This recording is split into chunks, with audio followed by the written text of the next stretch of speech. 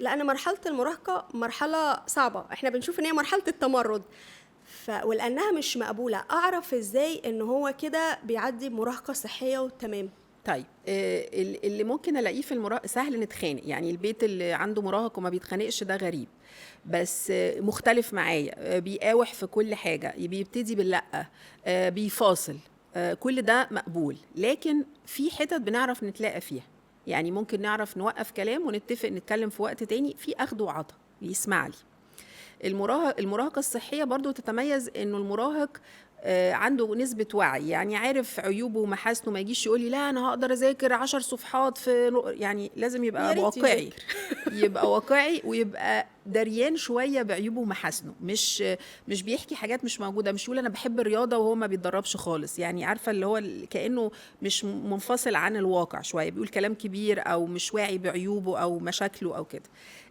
الحاجه الثالثه انه بيعمل مشاكل، يعني ممكن المدرسه يندهولي ما تخضش، بس مش مصايب ومش بالظبط. متكررة لدرجة إنها مأثرة على مثلا مدرسة قررت تمشيه، المشاكل، بيقعد في البيت 3/4 الوقت لأنه بياخد فصل.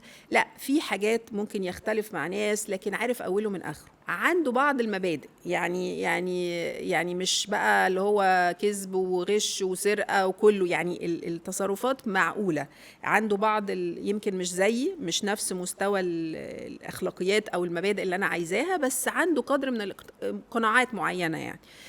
دي برضو كأنه في حاجة حاصلة جوه بتتطور، لكن مش كله عكس الصح والمفروض.